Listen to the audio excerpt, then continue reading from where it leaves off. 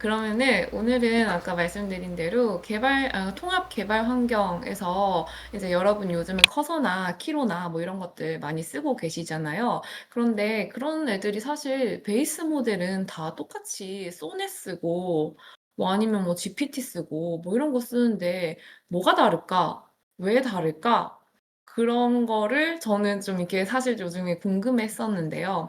그걸 좀 알아보다 보니까 이거 어떻게 하면 LLM을 잘 써먹을지, 대규모 언어 모델을 잘 써먹을지에 관한 팁들이 거의 한 번에 모여 있겠는데? 라는 생각이 들어서 오늘은 먼저 어떻게 이런 IDE들이, 그러니까 통합 개발 환경들이 LLM을 잘 써먹도록 소통을 하고 있는가? 거기에서 이제 얘기가 나올 게 아마 그러니까 렉 테크닉 같은 거가 어떻게 그러니까 어떤 것인가라는 얘기하고 거기에서 조금 뭐 더 할 수 있으면은 자 이게 렉으로도 안 되는 거, 뭐 프롬프트로도 안 되는 거는 어떻게 하면 좋을까 이런 얘기까지 할 수 있으면 좋겠습니다. 그러면 먼저 우리 IDE 이렇게 통합 개발 환경 얘기를 좀 먼저 해볼게요. 자 여기에 코드 너무 못 그리는데 잠깐만 이게 이름만 되지. 자 먼저 우리가 크게 이제 그 통합 개발 환경이 있고 그리고 여기 LLM 대규모 언어 모델이 있다고 생각을 해볼게요. 자, 그러면은 우선 제일 중요한 거는 이 우리가 그 뭐 VS 코드든 커서든 키로든 뭔가를 쓰면은 코드를 짜는 게 제일 중요해요. 그쵸? 그리고 이 코드를 짠 거를 LLM한테 이제 뭘 묻기도 하고 뭐 만들어줘 이러기도 하는데 근데 기본적으로 얘가 해주는 그 통합 개발 환경이 해주는 일은 되게 간단해요. 프롬프트를 던져줍니다. LLM한테. 그런데 왜 커서에서 물어보면 이렇고, 키로에서 물어보면 이렇고, 왜 VS 코드는 이렇고, 왜 다 다를까? 왜 통합 개발 환경마다 다 다를까? 그래서 바로 이 프롬프트를 어떻게 만드느냐에 관해서 모두가 차별화를 열심히 꾀하고 있기 때문이에요. 자, 굉장히 간단하게 말해서 그 통합 개발 환경이 LLM한테 보내주는 프롬프트는 크게 세 가지로 구성이 됩니다. 먼저 시스템 프롬프트. 다 아실 거예요. 이 정도는. 그죠? 이제 다 아시고 계신 얘기를 하고 있어요. 자, 그 다음에 그 시스템 프롬프트가 참조할 레퍼런스. 레퍼런스라고 지금 간단하게 얘기할게요. 참조값. 그러니까 참조값은 아니고 참조해야 될 자료? 네. 그 다음에 유저 프롬프트. 이렇게 세 가지를 합쳐서 LLM한테 보내줘요. 그런데 요거를 그냥 단순히 시스템에 뭐 미리 이렇게 적어놓은 거 넣어놓고서는 보내고 이러는 게 아니라 조금 더 LLM의 답변의 질을 향상을 시키기 위해서 요 프롬프트를 만드는 거에 이제 엄청난 공을 들이겠죠. 자, 그래서 사실 통합 개발 환경에서 해주고 있는 일들은 이 프롬프트를 정말 진짜 알잘딱깔센 진짜 잘 만들어서 어떻게든 LLM이 정말 좋은 대답을 하지 않고는 못 베기게 해주는 그런 프롬프트 만드는 쪽에 많은 신경을 쏟고 있는 거예요. 자, 그러니까 크게 세 가지 통합 개발 환경에서 하고 있는 거는요. 먼저 프롬프트 엔지니어링을 하겠죠. 프롬프트 엔지니어링. 그 다음으로 중요한 게 컨텍스트 임베딩이라는 게 있어요. 이건 조금 이따가 설명을 드릴 거예요. 한마디로 여기 참조값을 찾을 때 LLM이 진짜 잘 알아듣게 하기 위해서 어떻게 하면 이 참조를 아주 그냥 찰떡같이 가지고 올까 이런 거를 고민하는 거라고 지금 간단하게 말씀드리면 그렇게 생각해 주시면 돼요. 그 다음으로 하는 것들이 이제 세션이라든지 메모리 같은 거 자, 이 메모리 같은 거 관리하는 거라고 생각을 해주시면 됩니다. 자, 하나하나 좀 말씀을 드려볼게요. 자, 우리가 일단 시스템 프롬프트 같은 경우에는 먼저 너는 어떤 사람이야 라는 역할 같은 거 주잖아요. 많이들 하셨죠. 뭐 커서 룰즈 같은 것도 있고, 그쵸? 그런 거에 더해서 또 어떤 것들이 있냐면은요. 이 코드 베이스에 구조가 어떻게 되어 있는가. 그러니까 어느 함수가 어디에 정의되어 있고 어느 메서드가 어디에 있고 뭐 그게 어떻게 상호 연관을 하고 있는지 그런 것들을 파악을 하는 게 있어요. 그걸 보고 뭐라고 하냐면은 AST라고 합니다. AST는 뭐의 약자냐면은요. Abstract Syntax Tree라고 해가지고요. 이게 뭐시기 소리냐면은요.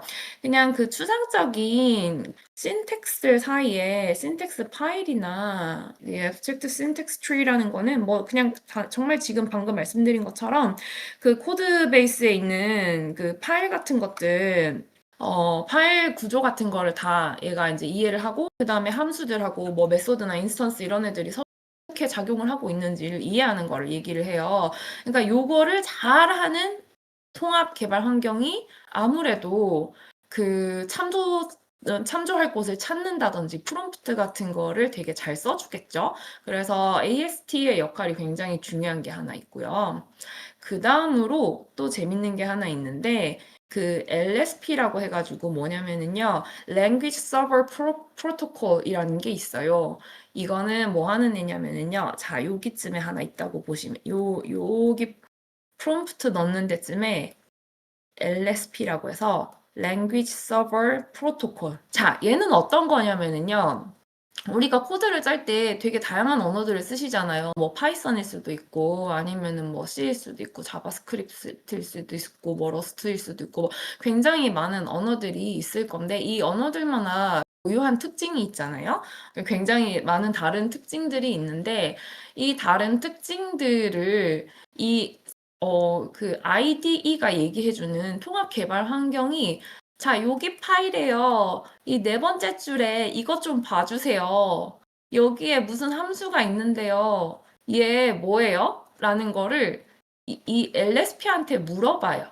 그러면은 이 LSP가 잠깐 요 언어 파이썬이잖아. 그러면은 얘가 지금 정의되어 있다는 거는 어디 파일을 한번 쭉 보자. 요거 다른 파일에 여기에 요렇게 클래스 정의되어 있어. 하고 ID한테 이렇게 알려줘요. 이게 왜 중요하냐면요. ID 자체는 그냥 일반 프로그램이고 얘한테는 아무런 AI가 달려있지 않아요. 그래서 얘는 사실 LLM이 알아듣게 말을 못해요. 그래서 LLM이 알아듣게끔 이 파일에 여기 지금 당신이 보고 싶어 하시는 그 함수 여기 정의되어 있어요. 라고 말을 해주려면은 ID는 그걸 모르기 때문에 LSP 도와줘. 그래서 LSP가 오케이, 네가 지금 찾고 있는 그 네 번째 행의 그 메서드 바로 사실은 여기에서 정의되어 있는 그거야. 라고 알려줘요. 한마디로 IDE가 그냥 형식적으로 텍스트만 딱 보고 요 파일의 네 번째 줄 하는 거를 요거는 걔는 거기에 그런 무슨 인스턴스가 있기 때문에 얘는 이런 클래스를 얘기하는 거야 라고 딱 이제 LLM이 잘 알아듣게 번역을 해주는 게 LSP의 역할입니다. 그래서 바로 요 LSP가 알려준 요게 바로 참조 자료로 들어가는 거예요. 그래서 시스템 인풋에서 그 어떤 너는 뭐 내 말을 다 듣고 그냥 복종하고 기는 잘하는 뭐 20년 차 소프트웨어 엔지니어다. 그리고 너는 이 코드를 뭐 이런 식으로 써줘야 돼. 그런 역할을 넣어주고 그 다음에 이 코드 베이스는 지금 이런 파일과 이런 함수와 이런 구조 되어 있어 라는 abstract syntax tree로 이제 트리 구조로 이제 이렇게 구조가 짜여 있어 라는 거를 시스템 프롬프트에 잘 딱 넣어주고 그 다음에 지금 이 유저가 어디 뭐시기에 네 번째 행을 물어봤는데 이거 뭐예요? 그러면 그거 지금 그거에 연관된 게 이 파일에 저기 있고 저 파일에 저기 있고 이렇게 여기 참조하면 되거든? 이라는 걸 LSP가 딱 알려줘서 그걸 참조치로 넣어줘요. 사실은 조금 더 복잡하지만 조금 더 복잡한 얘기는 조금 이따 다시 할게요. 그러고선 이제 마지막으로 유저 프롬프트를 딱 넣어주는 거예요. 자, 너의 역할이 이런 애고 지금 이 코드베이스 구조 이렇게 됐고 지금 이 유저가 원하는 거를 알려면 여기거든. 그리고 유저가 이것을 원한다. 자, 내놔 하고 프롬프트를 딱 짜주는 거죠. 그런데 여기서 그래서 그럼 역할이랑 이거 트리 구조 잘하고 LSP만 잘하면 되는 게 아니냐. 근데 한 가지가 더 있습니다. 이것들이 또 IDE 간의 그 차이를 좀 만들어내는 부분이기도 한데요. 자, 그것이 무엇이냐를 얘기하기 전에 먼저 한 가지 중요한 개념을 설명을 드려야 돼요. 자, 렉 테크닉 많이들 써보셨죠? LLM 가지고 앱 좀 만들어 보셨다 하는 분들은 다 해보셨을 거예요, 한 번쯤. 아닌가요? 자, 렉 테크닉 어떻게 돌아가는지도 다들 아시죠? 그래서 오늘 렉 테크닉 하나는 제대로 설명을 좀 하고 가겠습니다. 자, 우리 지난 시간에 있잖아요. 혹시 지난 시간에 들어오셨던 분들은 저의 악명 높은 트랜스포머 강의를 기억하실지 모르겠네요. 자, 인풋을 할 때 어떻게? 오늘 나는 밥을 먹었다. 이 문장을 나는 오늘 밥을 먹었다. 어우, 너무 더럽네. 이거를 어떻게 잘라서 토큰으로 잘라서 번호를 붙인 다음에 걔네들한테 서울시 무슨 구 무슨 동 뭐시기 몇 번지 어디에 방구석에 몇 번 코너에 어디 이런 식으로 주소를 붙인다고 했어요. 이 주소 붙이는 게 뭐다? 벡터다. 네, 벡터라는 주소를 붙이는 걸 하는데, 벡터는 이제 뭐 챗GPT 같은 경우에는 12,880 차원이 있다. 그래서 뭐 서울시 무슨 구 무슨 동 뭐시기가 한 12,880개 있다. 그만큼 주소를 엄청 세세하게 붙여준다. 이런 말씀을 한번 드렸었던 것 같아요. 근데 렉 테크닉도 비슷해요. 결국에는 언어 모델이라는 거는 벡터로밖에 얘기를 못해요. 벡터랑 행렬로밖에 얘기를 못하거든요. 그래서 렉 테크닉은 이제 어떤 일을 하냐면, 자, 일단 먼저 이 렉 테크닉이라는 거를 고안한 이유는 컨텍스트 윈도우의 제한 때문이에요. 여러분도 아시겠지만, LLM들은 기억 상실증에 걸리는 리미트가 딱 있어요. 한참 얘기하다가 딱 앞에 부분부터 까먹는 거예요. 이 컨텍스트 윈도우를 지나면. 지금은 컨텍스트 윈도우가 꽤나 길어졌지만, 그래도 이게 아무리 길어도 예를 들어 책을 뭐 한 10권, 20권을 집어넣고 이거 알려줘 이러면은 뭐 아무래도 그거는 컨텍스트 윈도우로 훨씬 벗어나 버릴 거예요. 그런데 우리는 책 10권 서머리 시키고 싶거든요. 논문 쓰고 싶고.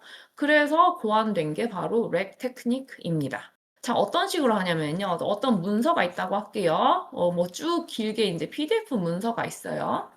자, 이 문서들을 어떤 임의의 기준에 대해서 자를 거예요. 보통 이제 많이 자르는 거는 문장마다 자르기. 그래서 이거 낫을 기준으로 삼는 경우, 그 다음에 이제 줄바꿈해서 자르기. 뭐 아니면은 페이지 뭐 여기 이제 몇 페이지다 이렇게 써 있을 거 아니에요. 이 페이지라는 단어를 인식한 다음에 그 페이지란 말이 나올 때마다 자르기. 뭐 이런 것들이 있거든요. 어쨌거나 자릅시다. 잘랐어요. 자, 이 PDF 파일을 문서로 인식한 다음에 이 텍스트를 먼저 잘라요. 그 다음에 무슨 짓을 하는가? 이 텍스트가 그러면은 요 반절짜리, A4 반절짜리라고 해볼게요. 이 반절짜리에 담긴 내용이 있을 거 아니에요. 얘를 아주 간단하게 요약을 하는 거죠. 아, 요 반절짜리에서 지금 무슨 얘기를 하고 있다. 요 반절짜리는 지금 무슨 얘기를 하고 있다. 요 반절짜리에 무슨 얘기를 하고 있다. 이런 거를 자, 메타데이터로 뽑아내는 거예요. 요 반절에 대해서만, 딱 요거에 대해서만 요약을 해요. 사실 이 요약을 너무 앞뒤 정보를 안 주고 그냥 하면은 굉장히 이상한 요약이 될 수 있어서 실제로는 딱 그냥 자르는 게 아니라 요만큼 전후 좀 겹치게 잘라요. 요만큼 겹치고 요만큼 겹치게끔 해서 앞에 내용 알고 요약을 하게끔. 근데 뭐 어쨌거나 간단하게 그냥 요약을 시켜요. 그러면은 얘 메타데이터가 있고 얘 메타데이터가 있고 또 얘 메타데이터가 있고 이렇게 될 거잖아요. 그런 다음에 요 메타데이터들을 벡터화를 시킵니다. 메타데이터만. 안에 내용은 무시해요. 안에 내용을 무시하고 여기 안에 무슨 내용 있어요. 요 한마디만 벡터화를 시켜요. 그 벡터화는 뭐다? 주소 붙이는 거다. 얘네한테 주소 붙이는 거예요, 그래서. 그러면 주소를 붙이다 보면은, 잠깐만, 이 A 페이지에 있는 내용이랑 요 D 페이지에 있는 내용 비슷하네? 비슷하면 어때요? 주소가 가깝죠. 워낙 안 가깝다? 그러니까 이거 내용 완전 다른 얘기인데? 그러면 주소가 멀겠죠. 그래서 이 벡터들을 이제 다 붙입니다. 일단 다 붙여요. 그래서 각 페이지마다 다 벡터 주소가 이제 붙어 있는 거예요. 그런 다음에 이 벡터들을 벡터 DB라는 곳으로 네, 이제 저장을 시킵니다. 다 거기로 이사를 보내놔요. 벡터 DB에서 대기하고 있어. 딱 이제 너네 이제 이따 필요할 때 부를 거야. 근데 가만히 있어. 네, 벡터 DB에 보내놨어요. 자, 그런 다음에 프롬프트가 들어오잖아요. 프롬프트가 딱 들어오면은 그 프롬프트를 딱 보고 지금 여기서 이런 말을 하고 있네. 잠깐. 거기 아까 비슷한 거 뭐 있었더라? 하고 메타데이터를 일단 꺼내요. 이 안에 데이터를 보는 게 아니에요. 메타데이터를 꺼내요. 그래서 야 A야, 너 안에 그거 있냐? 없는데요? 너 B, 너 안에는 그 얘기 있어? 아, 저 있어요. 오케이. 너 D야, 너 그 안에, 네 안에는 그 얘기 있더니? 네가 요약한 거에 있는 것 같은데? 오케이, 저 있어요. 그래서 메타데이터들이 여기 있는 것 같아, 여기 있는 것 같아 하고 막 알려줘요. 그러면은 그 중에 탑 K라는 거 아시죠? 제일 간단하게, 제일 가까운 애들이 있을 것 같다라는 메타데이터들만 이제 뽑는 거예요. 그런 다음에 이 메타데이터의 벡터 값을 역으로 그 추적해서 가서 이 메타데이터 안에 원래 이 내용이 있었어라는 그 원래 내용을 뽑아옵니다. 그런 다음에 다시 프롬프트랑 합체를 해서 LLM한테 매겨요. 이게 바로 렉 테크닉. 그래서 아까 말씀드린 거를 굉장히 단순하게 얘기했지만 사실은요, IDE가 LSP 형님, 얘가 지금 유저가요, 여기 뭐시기 메인 닷 파이에 네 번째 행에 관해서 묻고 있거든요. 얘 뭐라는 거예요? 그럼 이제 LSP 형님이 그 네 번째 행에 있는 선수는 말이야, 여기 있는 클래스에 걸려있고, 여기 있는 뭐시기에 걸려있고, 그리고 저게 또 저길로 가더라 하는 그 정보들을 쫙 줘요. 그러면은 이 정보들한테 일단 먼저 뭘 하냐면은 이 각각의 정보에 대해서 메타데이터를 붙여주는 거죠. 요 함수 이거 하는 함수야. 이 함수 한마디로 하면 이거야. 이 클래스 한마디로 하면 이런 거야. 이렇게 메타데이터를 간략하게 붙여준 다음에 뭐 한다? 얘네들을 주소로 붙인다. 벡터화를 한다. 그런 다음에 LLM한테는 그 중에 제일 이 유저 프롬프트에 제일 가까운 메타데이터만 딱 탑 K, 그러니까 최고 제일 가까운 K개만 딱 뽑아가지고 알려준다. 그러면 LLM은 어떻게 한다? 벡터 DB를 딱 봐가지고 요 메타데이터가 있는 얘가 이거였지 하고 원본 파일을 불러온다. 그렇게 해서 벡터만 딱 주고서는 원본 데이터를 다 안 줘도 되니까 컨텍스트 윈도우를 얼마나 활용을 많이 할 수 있겠어요. 그쵸? 원본 데이터를 그대로 다 주면 막 몇십 줄 될 거를 벡터 주소 하나만 딱 주면은 거기 하고서는 알아서 벡터 DB에서 참조해서 보는 거예요. 프롬프트를 받은 다음에. 그래서 이렇게 컨텍스트 윈도우를 절약하기 위해서 쓰이는 게 렉 테크닉이고요. 그래서 여기서 굉장히 중요한 부분이 하나 있는데, 자, 여기 있는 이 내용이 이거에 관한 거예요라는 메타데이터를, 그러니까 요약을 해서 메타데이터를 만들어내는 이 부분이 통합 개발 환경에서 LLM을 최고로 잘 쓰기 위해서 가장 노력해야 되는 부분이다. 그래서 아까 전에 AST를 가지고 예를 들면 어떤 함수가 있다고 칠게요. 제가 아까 여러분께 보여드리려고 엄청 간단한 함수 하나를 붙여넣어놨는데, 자, 이런 되게 간단한 함수가 있다고 생각을 할게요. 근데 사실 이런 함수 말고도 되게 이렇게 길게 함수가 있을 수 있는데, 여기 이제 그 AST에서 굉장히 중요한 역할은요, 첫 번째로 함수를 중간에 끊어먹지 말아라.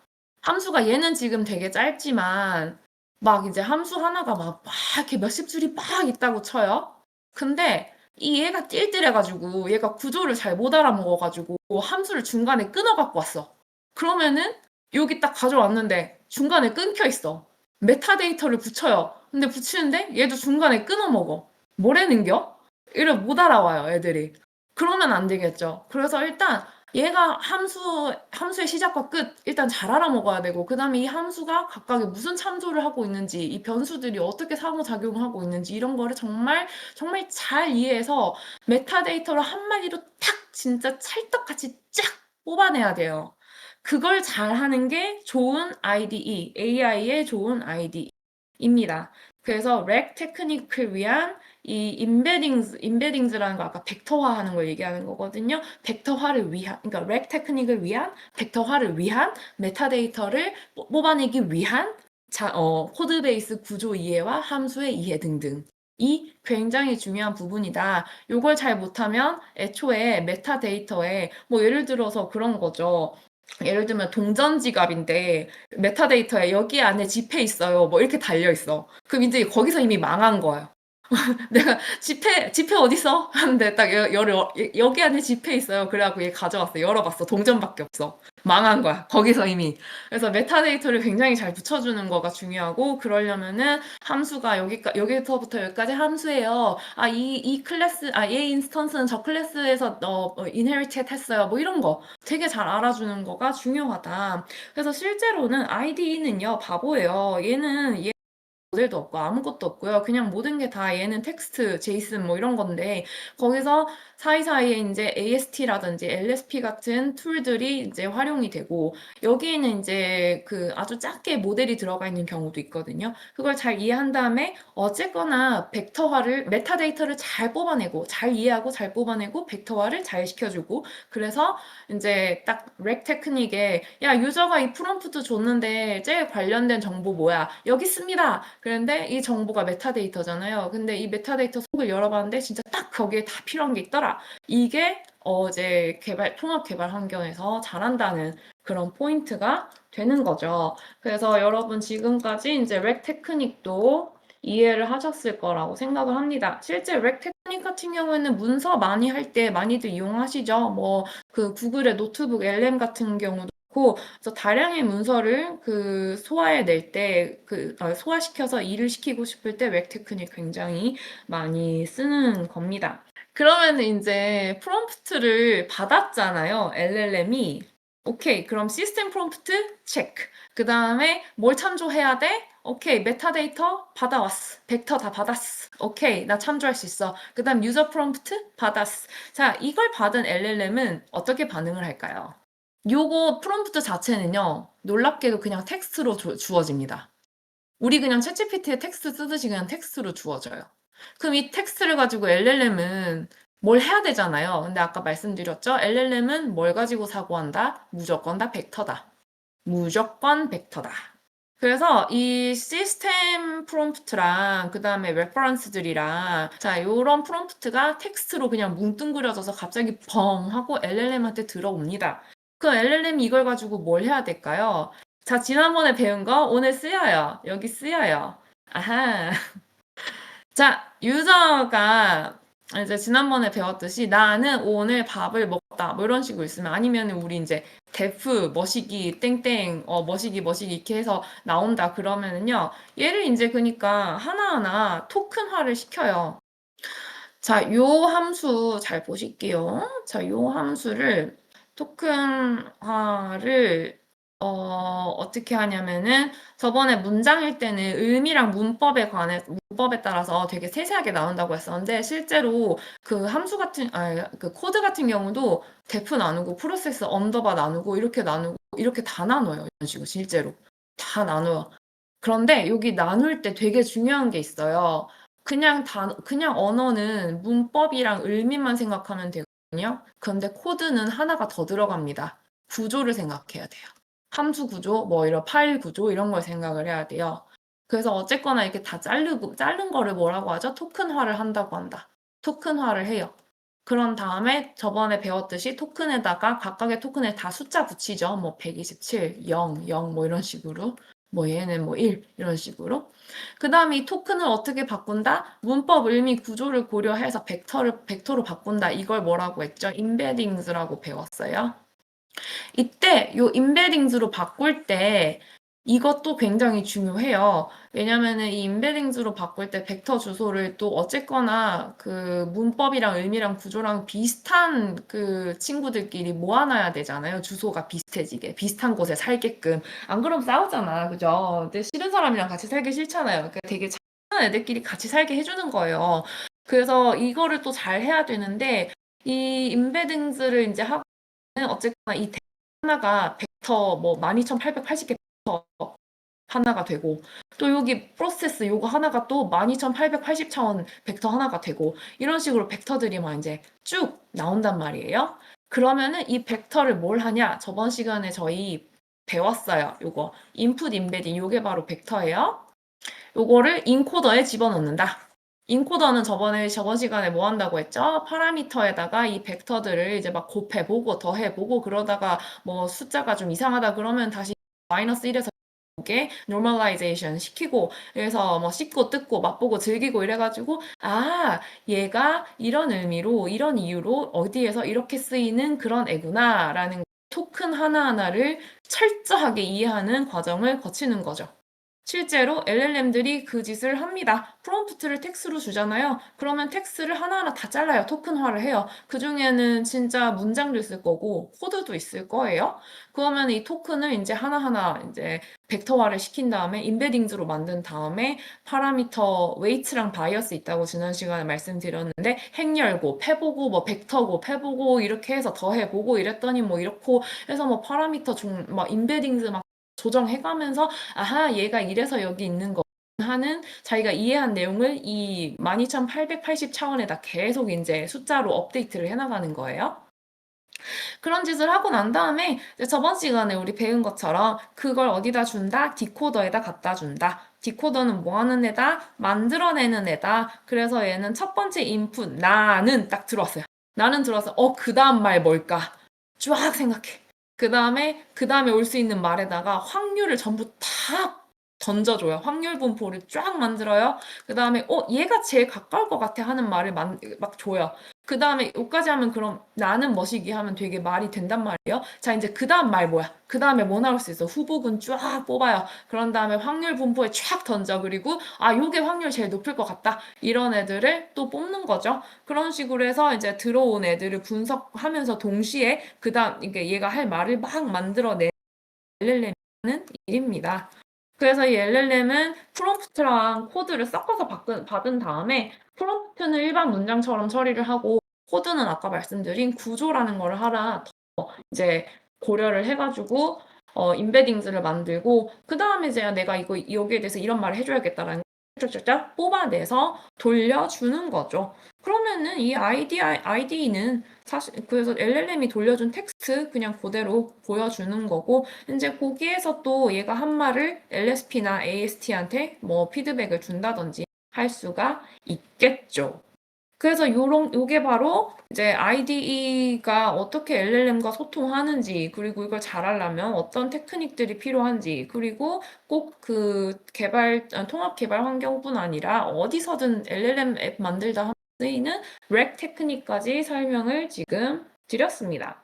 여기서 그럼 다른 거 더 하기 전에 가끔씩 두 가지 이제 그러니까 AI 기반한 통합 개발 환경에 대해서 근데 하나는 이런 거 있으실 거예요. 가끔씩 내가 커서로 계속 작업을 하고 있었는데 커서한테 이거 뭐야 하고 묻는 것보다 그냥 이상하게 나 그냥 평소 쓰던 챗GPT에다가 코드 그냥 다 붙여놓고 야 이거 고쳐줘 하는 훨씬 정확도가 좋더라. 그럴 때 있죠. 왜 그럴까요? 자, 이거는요. 통합 개발 환경이 오히려 이 아까 프롬프트를 너무 잘 만들려고 해서 오히려 자기가 자기 목을 조르는 그런 것들이 있어요. 그러니까 예를 들어서 AST 같은 걸로 구조화를 너무 잘 이해를 시켜버리면 사실 이제 사용자 입장에서는 이거 MVP니까 나 솔직히 파일 이거 다 바꿔도 돼. 뭐 이런데 이제 얘는 뭐냐? 이미 막 구조 분석 다 해놨어. 그리고 이 유저는 이 사용하길 원한다. 이게 지가 지레 짐작을 해버려요.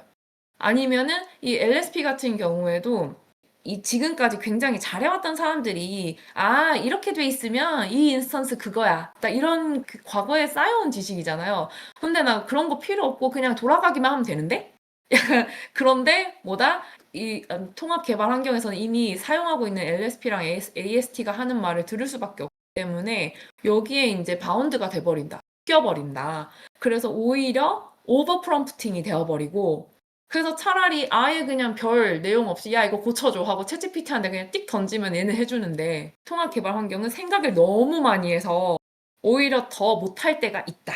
이게 하나 있고요. 여러분 커서를 통해서 LLM한테 질문을 하실 때 사소한 자기 얘기하세요? 안 하실 것 같은데. 예를 들어서 야 내가 얼마 전에 다가 이게 너무 불편해가지고 이걸 이렇게 정리해주는 앱을 만들려고 하거든? 너 어떻게 생각해? 이거 챗GPT나 자기 보통 본인 친한 AI한테 물어보지. 커서한테 코드 쓰다가 야, 그래서 나는 이런 걸 하고 싶거든? 내 비전은 이거야. 뭐 이런 얘기 많이는 안 하실 거예요. 하는 분도 계시겠지만. 이제 뭐냐면은 왜 가끔씩 커서 쓰다가 챗GPT한테 묻는 게 더 좋냐? 챗GPT는 여러분을 더 많이 이해하고 있다. 이 사람 성격이 겁나 급해가지고 이렇게 막 되게 이쁘게 모듈 짜고 이거 다 필요 없고 그냥 돌아가기만 하면 된다. 겁나 그지같이 만들어줘도 얘는 만족 파악을 하고 있기 때문에 어떨 때는 챗GPT가 더 잘할 수가 있다. 그 다음으로 가장 중요한 포인트는요. 아까 프롬프트 말씀을 드렸는데 자, 통합 개발 환경에서 메모리랑 그 세션 같은 거 다 간직을 하고 있어요. 여러분 코드베이스에 대한 지식들이 계속 저장이 되어 있는 상태입니다. 그런데 문제는요. 이 LLM한테 프롬프트를 줄 때는 언제나 스테이트리스트 딱 일회성이에요. 이 LLM은요, 얘가 누군가한테 프롬프트를 받아왔다는 것만 알지, 이거가 연속적으로, 그러니까 여러분이 이 코드를 벌써 5번째 고쳐달라고 하고 있는 건지, 아니면 첫 번째 고쳐달라고 하고 있는 건지 몰라요. 모든 프롬프트가 개개의 사건입니다. 연결이 되어 있지 않아요. 그래서 가끔씩 여러분 되게 빡칠 때 있을 거예요. 이렇게 고쳐달라고 해서 고쳐줘서 해봤는데 안 돼요. 그래서 안 되는데 하고 돌려줬어요. 그랬더니 다른 걸 줬어요. B를 줬어요. 그래서 B를 또 해봤는데 안 돼요. 그래서 안 되는데 했더니 A를 다시 줘요. 되게 이제 빡치는 거지. 그래서 A 안 되는데 또 줬어. 그러니까 이번엔 B 다시를 줘. 조금 다른데 B 다시야. 근데 그러니까 안 된다고. 근데 말 못 알아먹죠. 왜냐? 스테이트리스. 모든 게 일회성. 그래서 이 기억이나 메모리는 통합 개발 환경 이 자체에 있고 그러니까 여러분이 사용하는 LL 기억이 없어요. 말하고 까먹고 말하고 까먹고. 너무 슬픈 관계네요. 어쨌거나 그렇기 때문에 이 한계가 좀 명확한 부분이 있습니다. 앞으로 이런 게 해결이 될 수 있을까라는 거는 좀 뭐 기술이 발전할 테니까 지켜보고 싶네요. 그리고 또 다른 마지막으로 한 가지. 근데 최근에 오늘 다 하려던 게 좀 더 있는데 너무 길어지는 것 같아서 마지막으로 이것만 얘기하겠습니다. 자, 키로 요즘에 겁나 느려졌다고 불평하시는 분들을 정말 많이 봤는데요. 3가지 정도로 추측을 하고 있어요. 자, 어쨌거나 LSP라든지 AST뿐 아니라 이 메모리 같은 것도 그렇고 이런 것들을 기억을 하려면 자체적으로 이제 뭔가 서버가 있든지 했는데 제가 볼 때는 키로가 초반에 이렇게 대박을 터뜨릴 줄 모르고 좀 트래픽을 이만큼까지는 예상을 못했지 않았나라는 게 일단 먼저 하나 있고요. 또 다른 하나, 그러니까 어쨌거나 벡터 DB에 뿌리는 것도 키로 쪽에 DB에서 뿌려야 되는 거니까 이런 거를 좀 매니지를 그 정도까지 트래픽이 몰릴 거라고 생각하지 못한 게 있지 않나 하는 게 하나 있고요.